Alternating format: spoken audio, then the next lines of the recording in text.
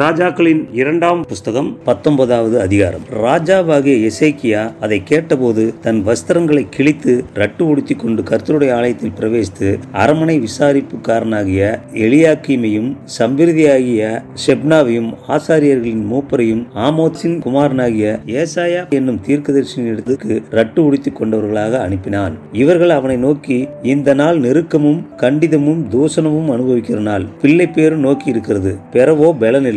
ஜீவனுள்ள தேவனை நிந்திக்கும்படி அசீரியா ராஜாவாகிய தன் ஆண்டவனால் அனுப்பப்பட்ட ரப்சாக்கே சொன்ன வார்த்தைகளை எல்லாம் உமது தேவனாகிய கர்த்தர் கேட்டிருக்கிறார். உமது தேவனாகிய கர்த்தர் கேட்டிருக்கிற வார்த்தைகளின் நிமித்தம் தண்டனை செய்வார். ஆகையால் இன்னும் மீதியாய் இருக்கிறவர்களுக்காக விண்ணப்பம் செய்வீராக என்று எசேக்கியா சொல்ல சொன்னார் என்றார்கள். இவ்விதமாய் எசேக்கியா ராஜாவின் ஊழியக்காரர் ஏசாயாவின் இடத்தில் வந்து சொன்னார்கள். அப்பொழுது ஏசாயா அவர்களை நோக்கி, அசீரியா ராஜாவின் ஊழியக்காரர் என்னை தூஷித்தும் நீர் கேட்டதுமான வார்த்தைகளினாலே பயப்படாதேயும். இதோ அவன் ஒரு செய்தியை கேட்டு தன் தேசத்துக்கு திரும்புவதற்கான ஆவியை நான் அவனுக்குள் அனுப்பி அவனை அவன் தேசத்திலே பட்டயத்தால் விழப்பண்ணுவேன் என்று கர்த்தர் உரைக்கிறார் என்பதை உங்கள் ஆண்டவனிடத்தில் சொல்லுங்கள் என்றான். அசீரியா ராஜா லாகீஷை விட்டு புறப்பட்டான் என்று கேள்விப்பட்டு ரப்சாக்கே திரும்பி போய் அவன் லிப்னாவின் மேல் யுத்தம் பண்ணுகிறதை கண்டான். இதோ எத்தியோப்பியா ராஜாவாகிய தீராக்கா உம்மோடு யுத்தம் பண்ண புறப்பட்டான் என்று சொல்ல கேள்விப்பட்டான். அப்பொழுது அவன் திரும்ப எசேக்கியாவின் இடத்துக்கு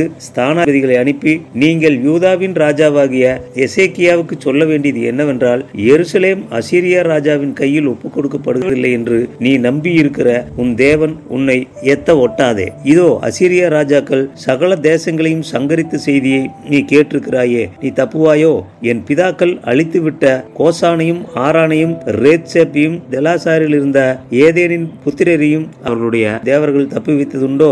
ஆமாத்தின் ராஜாவும் அர்பாத்தின் ராஜாவும் செப்பர்வாயும் ஏனா ஈவா பட்டணங்களின் ராஜாவும் எங்கே என்று சொல்லுங்கள் என்றான். எசேக்கியா ஸ்தானாதிபதிகளின் கையிலிருந்து நிருபத்தை வாங்கி வாசித்த பின்பு அவன் கர்த்தரின் ஆலயத்திற்கு போய் அதை கர்த்தருக்கு முன்பாக விரித்து கர்த்தரை நோக்கி, கேருபீன்களின் மத்தியில் வாசம் பண்ணுகிற இஸ்ரவேலின் தேவனாகிய கர்த்தாவே, நீர் ஒருவரே பூமியின் ராஜ்யங்களுக்கெல்லாம் தேவனானவர். நீர் வானத்தையும் பூமியையும் உண்டாக்கினீர். கர்த்தாவே, உமது செவியை சாய்த்து கேளும். கர்த்தாவே, நீர் உமது கண்களை திறந்து பாரும். சனகரிப் ஜீவனுள்ள தேவனை நிந்திக்கும்படிக்கு சொல்லி அனுப்பின வார்த்தைகளை கேளும். கர்த்தாவே, அசீரியா ராஜாக்கள் அந்த ஜாதிகளையும் அவர்கள் தேசத்தையும் நாசமாக்கி அவர்களுடைய தேவர்களை நெருப்பிலே போட்டுவிட்டது மெய்தான். அவைகள் தேவர்கள் அல்லவே, மனுஷர் கைவேலையான மரமும் கல்லும் தானே.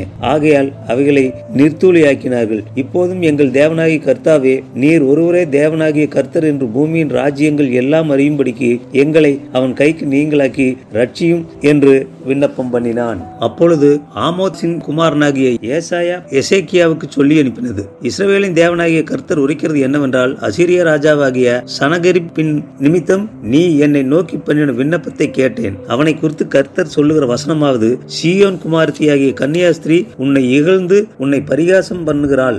எருசலேம் குமாரத்தி உன் பின்னாலே தலையை துலுக்குகிறாள். யாரை நிந்தித்து தூஷித்தாய்? யாருக்கு விரோதமாய் உன் சத்தத்தை உயர்த்தினாய்? நீ இஸ்ரவேலின் பரிசுத்தருக்கு விரோதமாய் அல்லவோ உன் கண்களை மேட்டிமையாக ஏறெடுத்தாய். உன் ஸ்தானாதிபதிகளை கொண்டு நீ ஆண்டவரை நிந்தித்து, என் ரதங்களின் திரளினாலே நான் மலைகளின் கொடுமுடிகளுக்கும் லீபனோனின் சிகரங்களுக்கும் வந்து ஏறினேன். அதன் உயரமான கெதுரு மரங்களையும் உச்சிதமான தேவதாரி விருட்சங்களையும் நான் வெட்டி அதன் கடையாந்தர தாபரம் மட்டும் அதன் செழுமையான வனம் மட்டும் வருவேன் என்றும், நான் அந்நிய தேசங்களில் கிணறு வெட்டி தண்ணீர் குடித்தேன். என் உள்ளங்கால்களினால் அரணிப்பான் இடங்களின் அகலிகளை எல்லாம் வரளவும் பண்ணினேன் என்று சொன்னாய். நான் வெகு காலத்திற்கு முன் அதை நியமித்து பூர்வ நாட்கள் முதல் அதை திட்டம் பண்ணினேன் என்பதை நீ கேட்டதில்லையோ? இப்பொழுது நீ அரணான பட்டணங்களை பாழான மண்மேடுகள் ஆக்கும்படிக்கு நானே அதை சம்பவிக்க பண்ணினேன். அதனாலே அவைகளின் குடிகள் கையிலைத்தவர்களாகி கலங்கி விற்கப்பட்டு வெளியின் பூண்டுக்கும் பச்சிலைக்கும் வீடுகளின் மேல் முளைக்கும் புல்லுக்கும் ஓங்கி வளரும் முன் தீர்ந்து போயிருக்கும் சமானமானார்கள்.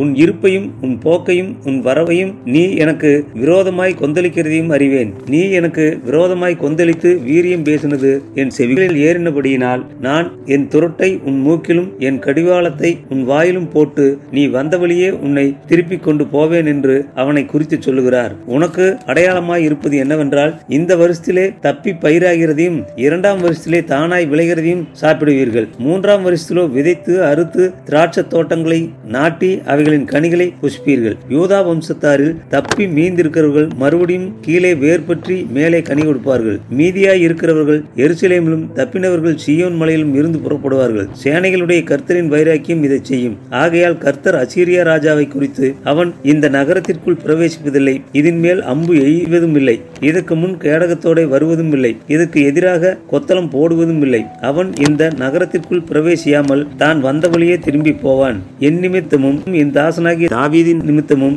நான் இந்த நகரத்தை ரட்சிக்கும்படிக்கு இதற்கு ஆதரவாய் இருப்பேன் என்பதை கர்த்தர் உரைக்கிறார் என்று சொல்லி அனுப்பினான். அன்று ராத்திரியில் சம்பவித்தது என்னவென்றால், கர்த்தருடைய தூதன் புறப்பட்டு அசீரியரின் பாளையத்தில் 185,000 பேரை சங்கரித்தான். அதிகாலமே எழுந்திருக்கும் போது இதோ அவர்கள் எல்லாரும் செத்த பிரேதங்களாய் கிடந்தார்கள். அப்பொழுது அசீரியா ராஜாவாகிய சனகரிப் பிரயாணப்பட்டு திரும்பி போய் நினிவேயில் இருந்து விட்டான். அவன் தன் தேவனாகிய நிஸ்ரோகின் கோவிலிலே பணிந்து கொள்ளுகிற போது அவன் குமாரராகிய அத்ரமேலேக்கும் சரேத்சேரும் அவனை பட்டயத்தினால் வெட்டி போட்டு ஆரராத் தேசத்திற்கு தப்பி ஓடி போனார்கள். அவன் குமாரனாகிய எஸ்ரத்தோன் அவன் பட்டத்திற்கு வந்து அரசாண்டான் என்பதே.